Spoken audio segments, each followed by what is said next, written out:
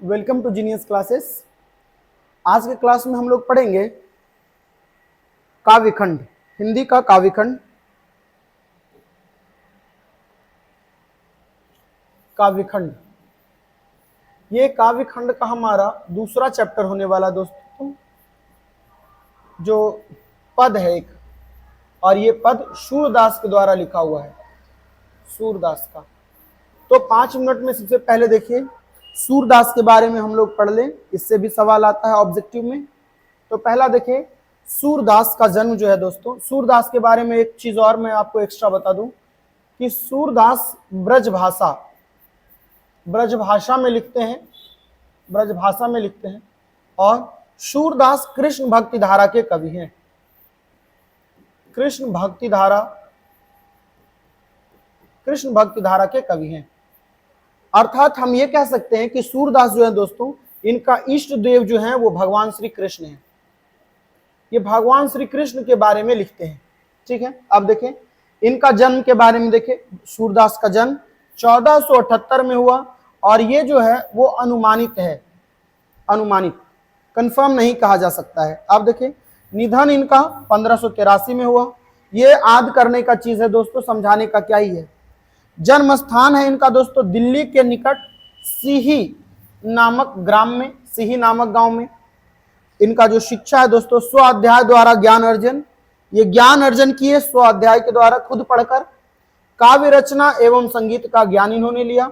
अब इनकी जो अभिरुचि है दोस्तों, इंटरेस्ट जो है वो, इनका इंटरेस्ट है पर्यटन में, घूमने में, सत्संग में, कृष्ण भक्ति में और वैराग्य में, ठीक है। तो ये सब आपको ऑब्जेक्टिव में पूछा जा सकता है। मेन जो है इंपॉर्टेंट यहाँ पर वो ये है दोस्तों, वेरी वेरी इंपॉर्टेंट। देखें इनके जो दीक्षा गुरु हैं वो हैं महाप्रभु वल्लभाचार्य। महाप्रभु वल्लभाचार्य इनके दीक्षा गुरु हैं। 2-3 बार आप पढ़ेंगे महाप्रभु वल्लभाचार्य, महाप्रभु वल्लभाचार्य, आपको याद हो जाएगा। और इनके विशेष में आप देखें जन्म से अंधे हैं, ये दोनों आंख से अंधे हैं, इनको बिल्कुल भी दिखता नहीं है। जैसे आजकल अगर आप देखें दोस्तों, एक रामभद्राचार्य हैं, प्रभु रामभद्राचार्य, जगत गुरु रामभद्राचार्य, वो भी जन्म से अंधे हैं, लेकिन वो राम भक्ति धारा के कवि हैं, वो अभी जीवित हैं।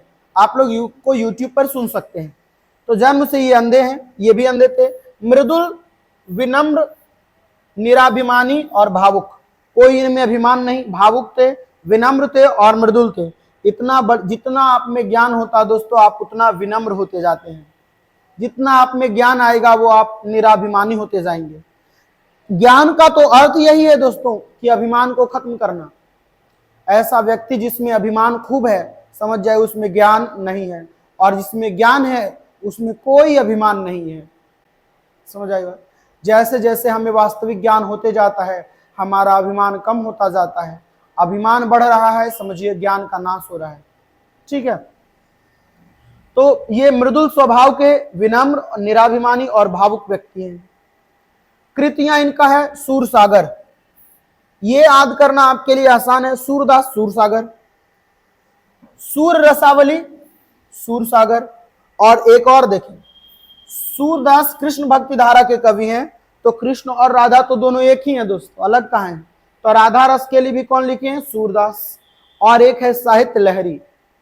ये चारों किताब जो है वो सूरदास के द्वारा लिखा हुआ है। आप इनको ऐसे भी पढ़ सकते हैं, सूरदास, साहित्य लहरी, राधा रस के लिए सूरदास। इससे सवाल आ सकता है इनमें से कौन नहीं है या इनमें से कौन है, ठीक है दोस्तों। ऐसे 3 लिख देगा और कोई और एक दे देगा, कमायनी मान लीजिए, ये तीनों दे दिया और एक लिख दिया कमायनी। इनमें से कौन सूरदास की कविता नहीं है? तो कमायनी नहीं है, जयशंकर प्रसाद का है ये, ठीक है। तो इसमें सवाल देखेंगे कैसे आएगा। अब हम लोग चलते हैं अपने पद की ओर, सूरदास के द्वारा लिखा हुआ पद की ओर। एक बात इससे पहले मैं आपको बताना चाहूं दोस्तों कि इसमें है क्या, भगवान श्री कृष्ण के किस चीज का वर्णन है। अच्छा, ये कविता जो है वो वात्सल्य रस में लिखा गया है। वात्सल्य रस कविता का एक प्रकार है दोस्तों, जिसमें भक्ति का चर्चा होता है, भक्ति का, और वो भी भगवान के बाल रूप का चर्चा होता है, बाल रूप, छोटा सा रूप का चर्चा। तो ये हमें वात्सल्य रस कहते हैं इसे हम। अब ये देखिए भगवान श्री कृष्ण और ये है दोस्तों माता यशोदा, माता यशोदा। तो माता यशोदा भगवान श्री कृष्ण को सुबह कैसे उठाती होंगी, चूंकि हम आपको पहले बता चुके हैं कि सूरदास जो है दोस्तों जन्म से अंधे हैं। सूरदास जन्म से अंधे हैं, तो अंधे होने के बावजूद भी ये कैसे कल्पना कर पाते हैं, ये कल्पना करते हैं कि भगवान श्री कृष्ण को माता यशोदा कैसे उठाती होंगी। जब भगवान श्री कृष्ण सोए हुए रहते हैं तो भगवान श्री कृष्ण को माता यशोदा कैसे उठाती होंगी, यही इस कविता का सार है, इसीलिए ये कविता है। पहला पद देखिए, भगवान श्री कृष्ण को उठाने का प्रयास है। जागिए ब्रजराज कुंवर, जागिए ब्रजराज कुंवर, ये सब देखिए ब्रजराज कुंवर, ब्रजराज कुंवर भगवान श्री कृष्ण के संबोधन के लिए यूज हुआ है। यहाँ पे ब्रजराज कुंवर किसे कहा गया है, भगवान श्री कृष्ण को। तो माता यशोदा कहती हैं इनसे, जागिए ब्रजराज कुंवर, कमल कुसुम फूले, कमल और कुसुम का फूल फूल गया है, फूले खिल गया है। इसका मतलब क्या है दोस्तों, कमल और कुसुम का फूल सुबह होते ही खिल जाता है। तो इसका मतलब यह है कि भगवान श्री कृष्ण को माता यशोदा सुबह होने का प्रतीक देती है कि सुबह हो गया है, फूल खिल चुका है, अब आप उठें। जागिए ब्रजराज कुंवर, कमल कुसुम फूले, कुमुद वृंद संकुचित भय। संकुचित का मतलब होता है दोस्तों सिकुड़ना, संकुचित का मतलब होता है सिकुड़ना। तो ये एक प्रतीक और है, कुमुद का जो वृंद होता है सूर्य के किरण को पाकर वो संकुचित हो जाता है, मुरझा जाता है।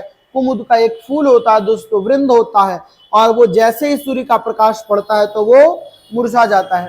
तो यहाँ पे बात रहा, जागिए ब्रजराज कुंवर, कमल कुसुम फूले, कुमुद वृंद संकुचित भय, और कुमुद का जो वृंद है वो संकुचित हो गया। भृंग लता भूले, और क्या है, भृंग लता भूले, और लताओं पर, भृंग लताओं पर भौरा मंडराने लगा। हे भगवान श्री कृष्ण, हे ब्रजराज कुंवर जागिए। कुमुद वृंद संकुचित भय, भृंग लता भूले, और भृंग भ्रमर लताओं पर मंडराने लगा। और क्या कहता है, तमचुर खगरोर सुनहु, तमचुर का मतलब है दोस्तों मुर्गा, मुर्गा, और खग का मतलब है दोस्तों पक्षी। तमचुर खगरोर सुनहु, सुबह होते ही मुर्गा बांग देता है, आवाज लगाता है, चिल्लाता है कुकड़ों को। तो ये भी सुबह होने का एक प्रतीक है दोस्तों। तमचुर खगरोर सुनहु, तमचुर का मतलब है मुर्गा और खग का मतलब है पक्षी, उसका रोर सुनिए। सुबह होते हुए ही ये सब चहचहाने लगे। बोलत बनराई, ये सब बोलने लगे बनराई जंगल में, रंभाति गो खरकनी में। और भगवान श्री कृष्ण का एक ही काम है दोस्तों, गौओं का चराना। तो यहाँ माता यशोदा भगवान श्री कृष्ण के गौ के बारे में बताती है, गायों के बारे में बताती है कि आपकी गायें भी सुबह होते ही रंभाने लगी, चिल्लाने लगी, और बछड़ा के साथ वो दौड़ने लगी। अब कहते हैं रंभाति गो खरकनी में, रंभाति गो खरकनी में बछड़ा हित धाई, और बछड़ा के साथ ये धाई दौड़ने लगी।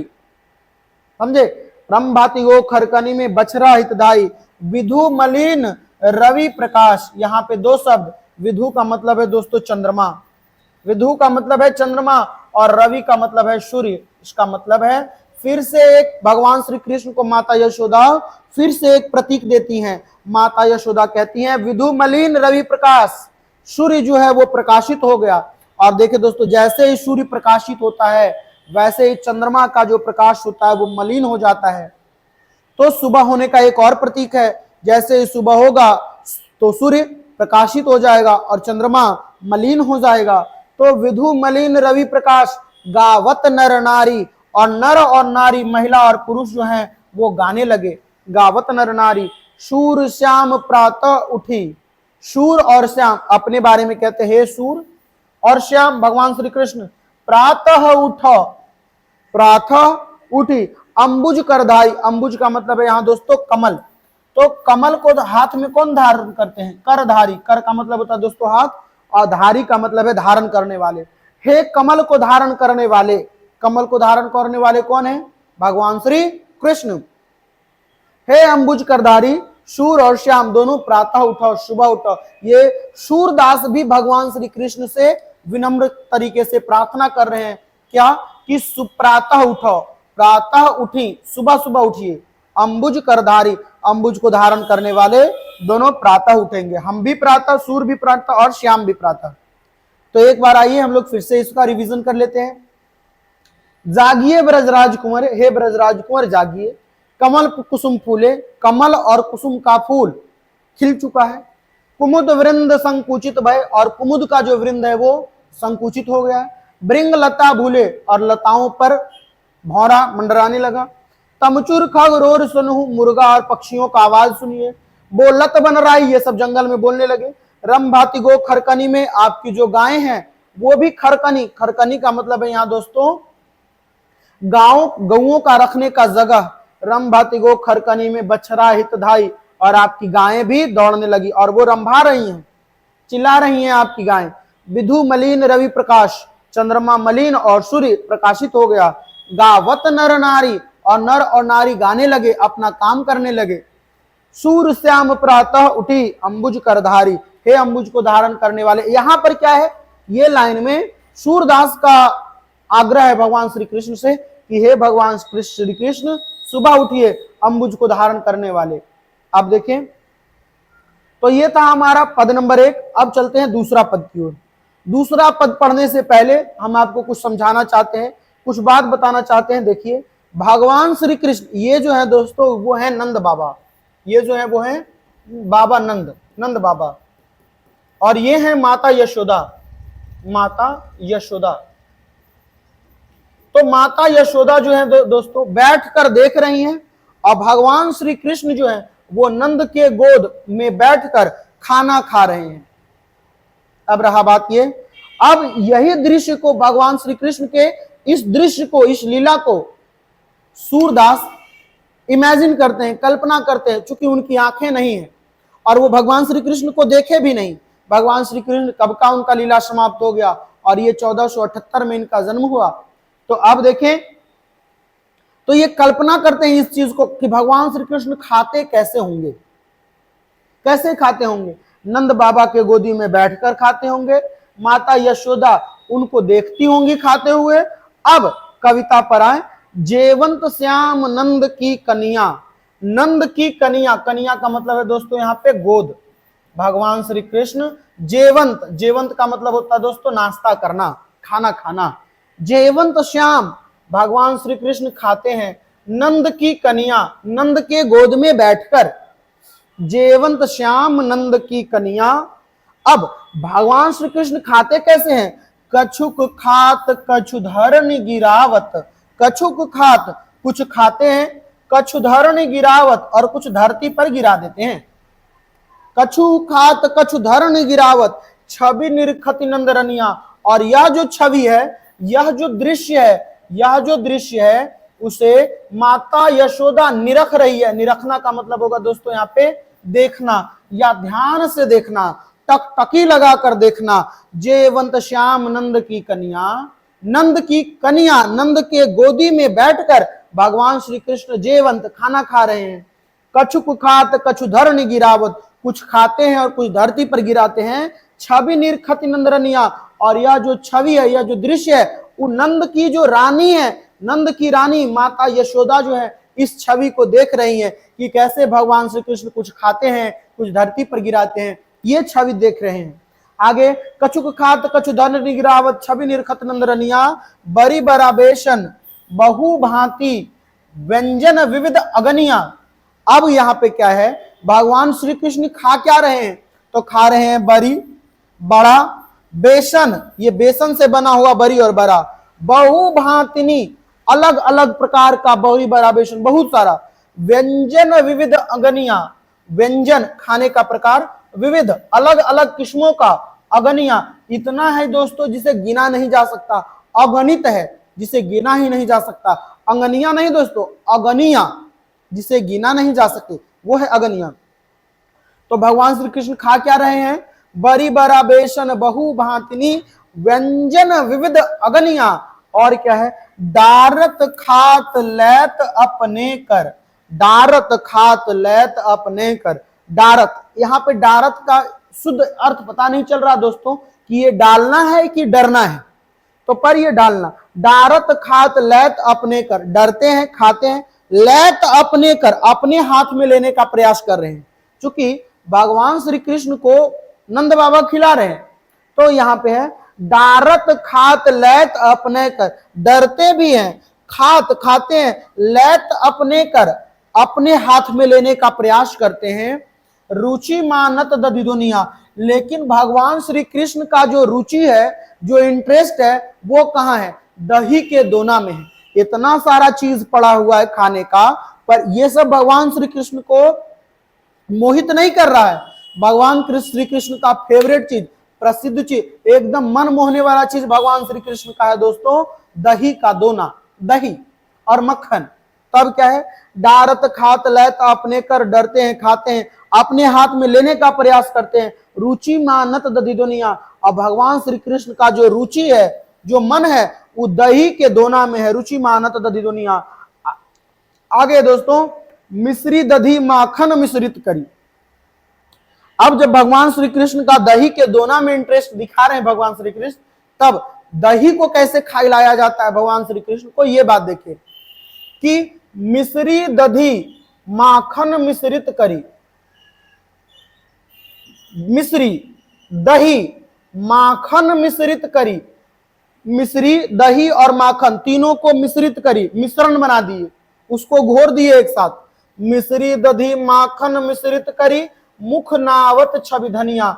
और भगवान श्री कृष्ण जो मिश्री दही माखन और मक्खन को मिलाकर जो मुख में ना रहे हैं, मुख में जो डाल रहे हैं, और यह जो छवि है, यह जो दृश्य बन रहा है, वो धन्य छवि है। धन्य बोले तो अलौकिक छवि है, दिव्य छवि है, बहुत सुंदर अलौकिक छवि है। बताइए, भगवान श्री कृष्ण का खाते हुए देखना और इस तरीके से कल्पना करना कि भगवान श्री कृष्ण दही मक्खन और मिश्री को मिलाकर खा रहे हैं, ये छवि, ये दृश्य कैसा है? धन्य छवि है, अलौकिक छवि है। छवि नावत छवि धनिया, आपुन खात नंद मुख नावत। आपुन खात नंद मुख नावत, आपुन खुद तो खाते ही है भगवान श्री कृष्ण, आपुन खात नंद मुख नावत, और वही नंद के मुख में भी ना देते। आपुन खात नंद मुख नावत, और भगवान श्री कृष्ण खुद तो खाते ही हैं और नंद के मुंह में भी डाल देते हैं। वही बात, जूठा वाला बात। अब आगे क्या है? आपुन खात नंद मुख नावत। अब देखेंगे, आपुन खात नंद मुख नावत, सो छवि कहत न बनिया। और यह जो छवि है, यह जो दृश्य है, कौन सा दृश्य? अपने खाने वाला दृश्य और नंद को खिलाने वाला दृश्य, वो छवि कहत न बनिया। और यह जो दृश्य है, वो कहते ने बन रहा, इतना अलौकिक है जिसका वर्णन नहीं किया जा सकता है। भगवान श्री कृष्ण के ऐसा छवि, आपुन खात नंद मुख नावत, खुद भी खाते हैं और नंद के मुख में भी नाते हैं। और यह जो छवि है दोस्तों, सो छवि कहत न बनिया, ये ऐसा छवि है, ऐसा अलौकिक छवि है जिसका व्याख्या भी नहीं किया जा सकता है। सूरदास का लेखन का यही एक है दोस्तों, भाव है, लिखते बड़ा अच्छा है ना दोस्तों, कि आपुन खात नंद मुख नावत, खुद खाते हैं, नंद के मुख में ना देते हैं। सो छवि कहत न बनिया, और यह जो दृश्य है उसका व्याख्या नहीं किया जा सकता है। आगे, जो रस नंद जसोदा बिसलत। रस का मतलब क्या है दोस्तों? आनंद। जो रस नंद जसोदा बिसलत, जो रस नंद और यशोदा को हुआ, प्राप्त हुआ, सो नहीं तिहु भुवनिया, वो तीनों भुवन में कहीं नहीं है।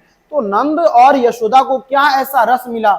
तो एक बात समझे, भगवान श्री कृष्ण को अपने गोद में बैठा कर खिलाना और भगवान श्री कृष्ण के लिए खाना पकाना, भगवान श्री कृष्ण को खाते हुए देखना, क्या ये किसी भी और व्यक्ति को, इन दोनों को छोड़कर, क्या किन्हीं और के नसीब में है? ये बिल्कुल नहीं है। और यह जो रस है, यह जो महत्व है और यह जो भाव है, वो तीनों भुवन में और कहीं नहीं है।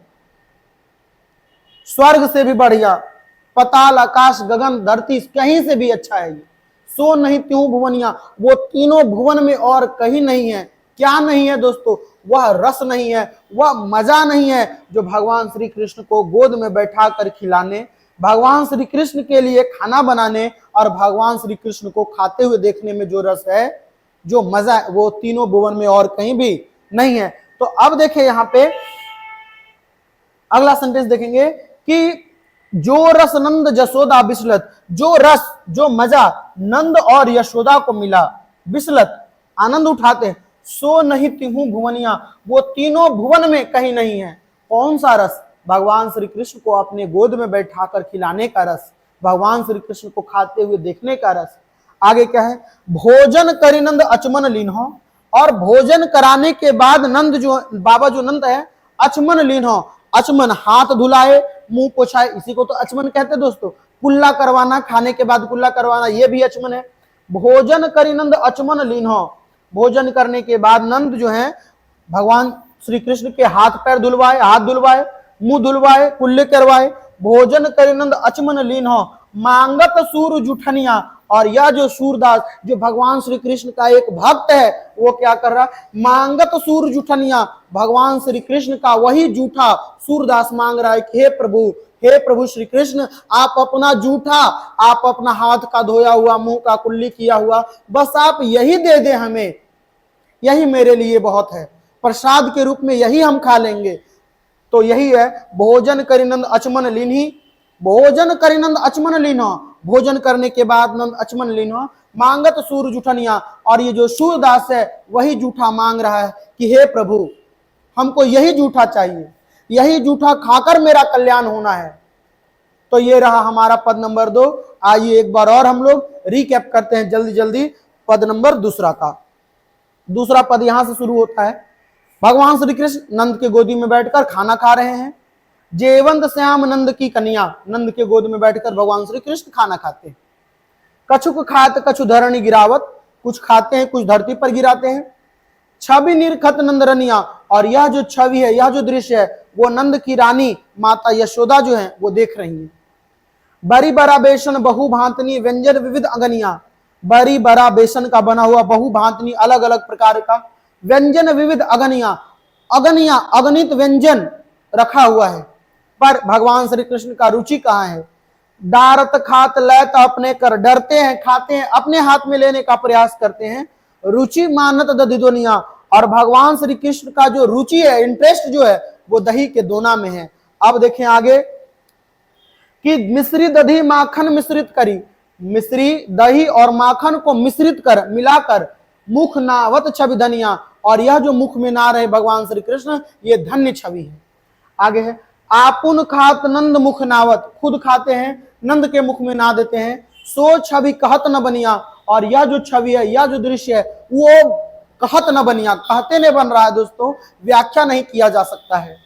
जो रस नंद जसोदा बिसलत, और जो रस नंद और यशोदा के मन में है, जो रस जो मजा नंद और यशोदा को मिला, सो नहीं तिहु भुवनिया, वो तीनों भुवन में और कहीं नहीं है। भोजन करि नंद अचमन लीन्ही, भोजन करने के बाद नंद अचमन लीन्हो, मुंह कुल्ला करवाए, हाथ धुलवाए।